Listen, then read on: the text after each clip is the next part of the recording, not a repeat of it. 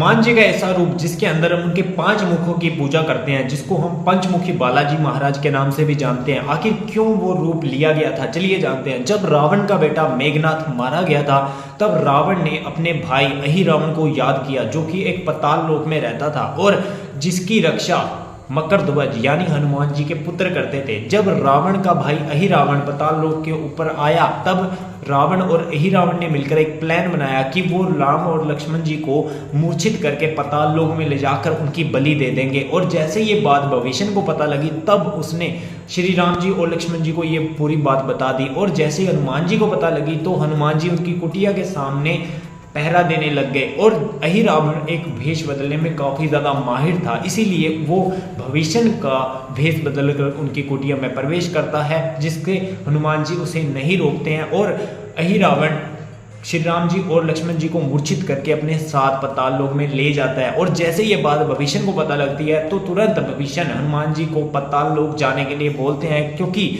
अगर जल्दबाजी ना की गई तो अहिरावण उनकी बलि दे देता। इसी कारण जब हनुमान जी पाताल लोक पहुंचते हैं, तो उनका सामना होता है मकरध्वज, जिसका आधा शरीर वानर का था और आधा शरीर मगरमच्छ का।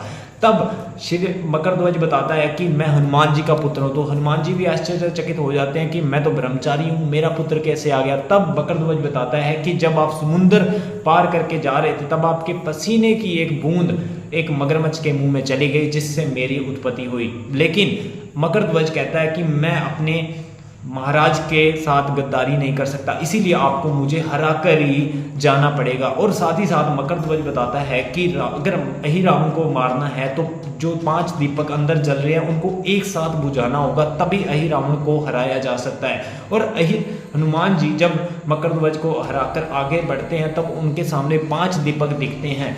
तब हनुमान जी अपना पंचमुखी रूप धारण करते हैं, जिसके अंदर पहला मुख उनका खुद का होता है, बाकी जो एक मुख होता है गरुड़ का मुख, दूसरा होता है वामन अवतार जो विष्णु जी महाराज ने लिया था, और तीसरा मुख होता है घोड़े वाला जिसको बोलते हैं अपने, और चौथा होता है सिंह जो कि हिरणाक्ष को मारने के लिए विष्णु जी महाराज ने लिया था। तो तभी 5 मुख से एक साथ हवा मारी जाती है, तब वो दीपक बुझ जाते हैं और हनुमान जी अहिरावण को मारकर श्री राम जी और लक्ष्मण जी महाराज को छुड़ा लेते हैं। तो इसी